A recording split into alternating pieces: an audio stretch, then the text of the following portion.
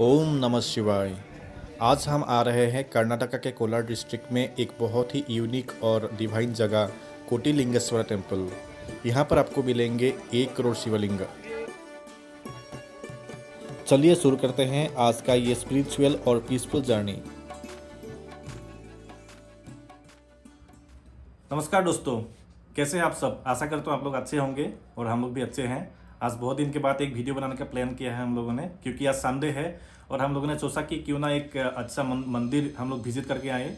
और मंदिर का नाम लेते ही एक ऐसा मंदिर का नाम हमारा लिस्ट में आता है जिसका नाम है कोटिलिंगेश्वर टेम्पल, जो कि एक बहुत ही यूनिक और बहुत ही फेमस टेम्पल है इंडिया में। जो टेम्पल का जो नाम है कोटिलिंगेश्वर, उससे आप लोग समझ सकते हैं कि वहाँ पे क्या क्या देखने के लिए हम लोग को मिल सकते हैं और क्या क्या होने वाला है। क्योंकि कोटिलिंगेश्वर का मतलब ही होता है कि 1 करोड़ शिवलिंगा। तो 1 करोड़ शिवलिंगा अभी तक हुआ नहीं वहाँ पे, अभी तक 90 लाख के आसपास हुआ है। हम लोग का जो इन्फॉर्मेशन है उसके आधार पे हम लोग बता रहे हैं, लेकिन हम लोग अभी जाके देखते हैं कि वहाँ पे कितना कुछ प्रोग्रेस चल रहा है और क्या क्या हम लोग वहाँ पे देखने को मिल सकता है। तो चलिए दोस्तों, अभी हम लोग पेट्रोल डाल चुके हैं गाड़ी में और अभी निकल चुके हैं कोटिलिंगेश्वर टेम्पल की तरफ। तो हम अभी यहाँ से बुडीगिरी क्रॉस से निकल रहे हैं और अभी हम लोग जाएंगे ओल्ड मद्रास रोड। तो ओल्ड मद्रास रोड से होते हुए हम जाएंगे कोलार की तरफ, जो कि 77 किलोमीटर की एक जर्नी होने वाली है यहाँ से। और आप लोग को दिखाएंगे कि कितनी मतलब एक सुंदरता है कि यहाँ का जो नेशनल हाईवे है, जो यहाँ से बेंगलुरु से कोलार की तरफ जाने का रास्ता है, उसका जो एक सीनिक व्यू है आप लोग को दिखाएंगे। बुडीगिरी क्रॉस से निकलते ही हम सीधे ओल्ड मद्रास रोड पकड़ते हैं। पहले के मुकाबले रोड काफ़ी स्मूथ हो गया है, ट्रैफिक भी मैनेजेबल होता है, स्पेशली सुबह सुबह। ओरियन अपटाउन मॉल के सामने ये जो नया फ्लाईओवर बना है, पहले यहाँ का ट्रैफिक थोड़ा मेसी होता था, बट अब फ्लाईओवर की वजह से फ्लो बहुत स्मूथ हो गया है।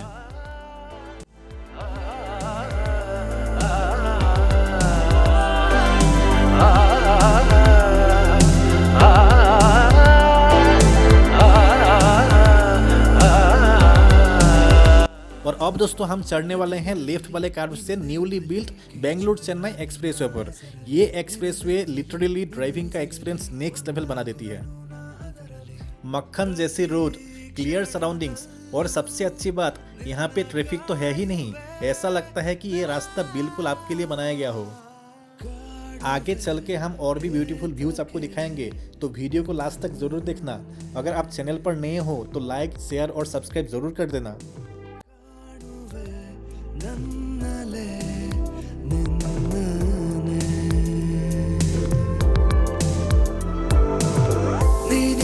ಬದುಕಲಿ ನಾ ಹೇಗೆ ಬಾಳುವೆ, ನೀನಿರೋದಿರೋ ಪುಟದಲ್ಲಿ ನಾ ಏನನು ಓದುವೆ, ನೀನಿರೋದಿರೋ ಜಗದಲ್ಲಿ ನಾ ಏನು ಮಾಡುವೆ, ನೀನಿರೋದಿರೋ ಕ್ಷಣವನ್ನು ನಾ ಹೇಗೆ ಕಳೆಯುವೆ. ನೀನೇ ನನ್ನ ನಾಳೆಗಳು, ನೀನೇ ನನ್ನ ನೆನಪುಗಳು, ನೀನೇ ನನ್ನ ಕವಿತೆಗಳು, ನೀನೇ.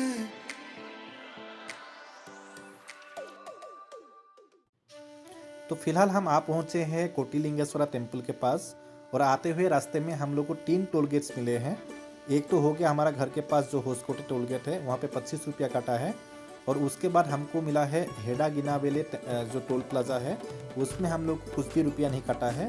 और उसके बाद और एक जगह है कृष्णा राजापुरा बोल के, और एक जगह है जहाँ पे हम लोग को काटा है 150 रुपया। और उसके बाद हम लोग अभी आ पहुँचे हैं कोटिलिंगेश्वरा टेम्पल। और यहाँ पे देखिए राइट साइड में ही दिख रहा है कोटिलिंगेश्वरा टेम्पल का जो गेट है, लेकिन आप लोग थोड़ा ध्यान रखिए क्योंकि रास्ते में इतना विजिबल नहीं है ये गेट, क्योंकि थोड़ा सा छोटा है और दिखने में आप लोग को मुश्किल होने से आप लोग आगे निकल सकते हो। तो यहाँ थोड़ा ध्यान रखिए। और आगे आते ही आप लोग को यहाँ पे पार्किंग के लिए बहुत लोग यहाँ पे आपको मिल जाएंगे। अगर आप लोग चाहो तो इनके बताए हुए पार्किंग में पार्क कर सकते हो, जो कि ओपन एरिया में रहता है पार्किंग इनका।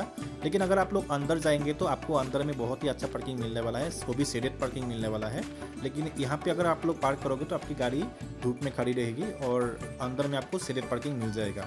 और देखिए कि रास्ते के बगल में आपको बहुत सारा छोटे मोटे दुकान का ऑप्शंस मिल जाता है, जहाँ पे आप कुछ ना कुछ खा सकते हो, या अगर आप घर से कुछ खा के नहीं आए हो तो आप यहाँ पे खा सकते हो। और देखिए कि आगे आते आते आपको बहुत सारा और भी लोग मिलेंगे जो आपको बताएंगे कि उनका पार्किंग में आप कार पार्क कीजिए, आगे आपको जाने नहीं दे सकते हैं, लेकिन आपको यहाँ पे रुकने का ज़रूरत नहीं है क्योंकि आपको अंदर पार्किंग मिल जाएगा। और आप उन लोगों को बता दीजिए कि आपको अंदर ही पार्किंग करना है, जो कि सीरीज पार्किंग है, वहाँ पे आपको पार्किंग करना है, तो आप लोग अंदर जा सकते हो।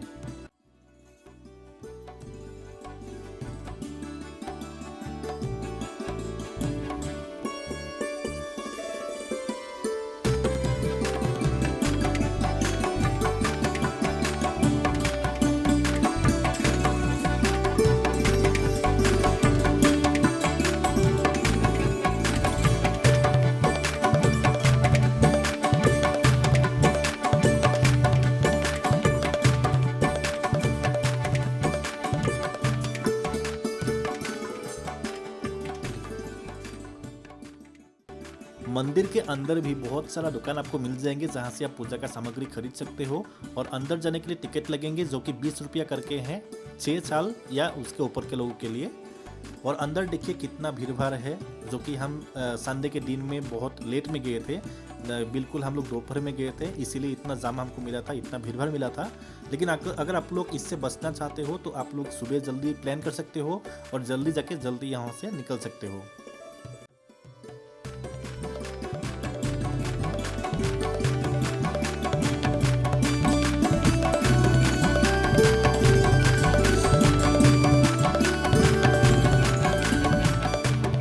मंदिर के अंदर आप लोगों को जितना भी शिवलिंग दिखाई दे रहा है, इनमें से बहुत सारे ऐसे हैं कि बहुत सारे लोग यहाँ पे आके उनके अपनों के याद में शिवलिंग यहाँ पे अर्पण करते हैं, प्रतिष्ठा करवाते हैं। और प्रतिष्ठा करवाने के लिए आप यहाँ पे जो मंदिर का जो कर्म करता है उनसे आप मिल सकते हैं, और मिल के जो भी आपको एक डोनेशन देना पड़ेगा, और उस डोनेशन के बाद आपको यहाँ से मंदिर से लिंगा मिल जाएंगे, और वही लिंगा मंदिर का जो कर्म करता है, जो यहाँ के पुजारी लोग हैं, वो लोग आके इनको प्रतिष्ठा करके देंगे।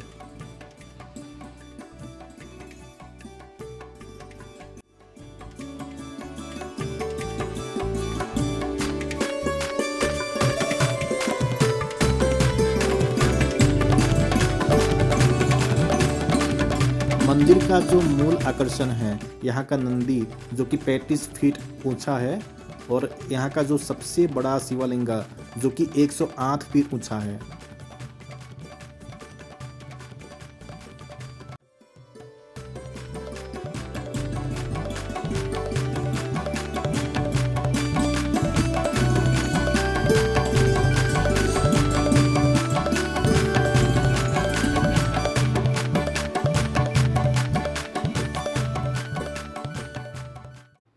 अगर आप इस मंदिर को दर्शन करने के लिए प्लान कर रहे हैं तो आपके लिए सही टाइम हो सकता है जो विंटर सीजन है, जो कि दिसंबर या जनवरी हो सकता है, क्योंकि गर्मी के टाइम पे यहाँ पे बहुत गर्मी होती है।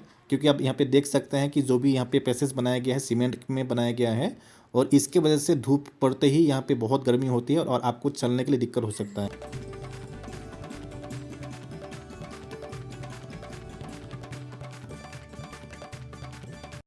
मंदिर में 1 घंटा के करीब बिताने के बाद हम लोग मंदिर से निकल चुके थे, क्योंकि हमको बहुत भूख भी लग गया था और टाइम भी बहुत हो चुका था। और आप लोग अगर यहाँ पे ब्रेकफास्ट या चाय वानी पीने के लिए कुछ ऑप्शन देखते हैं तो आप लोगों को मिल जाएगा आराम से, लेकिन खाना पीना करने के लिए मतलब लंच करने के लिए हो सकता है थोड़ा सा दिक्कत का सामना करना पड़े, क्योंकि यहाँ पे आसपास में इतना ऑप्शंस मिलेगा नहीं। क्योंकि हम लोगों ने भी बहुत ढूंढ लिया था लेकिन हमको मिला नहीं था, और हमने डिसाइड किया कि हम लोग वापस घर आते हैं और घर आके कुछ खाते हैं। ನೀನೆ ನನ್ನ ಕವಿತೆಗಳು, ನೀನೆ ನನ್ನ ಕನಸುಗಳು, ನೀನೆ ನನಗೆ ದೊರೆತಂತಹ ಅರ್ಥವು.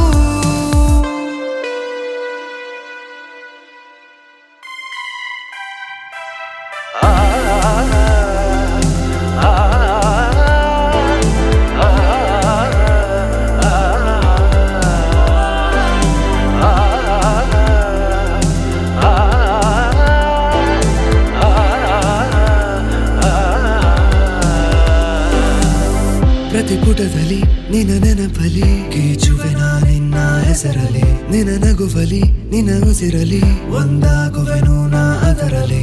ಪ್ರತಿ ಕ್ಷಣದಲ್ಲೂ ನಿನ್ನ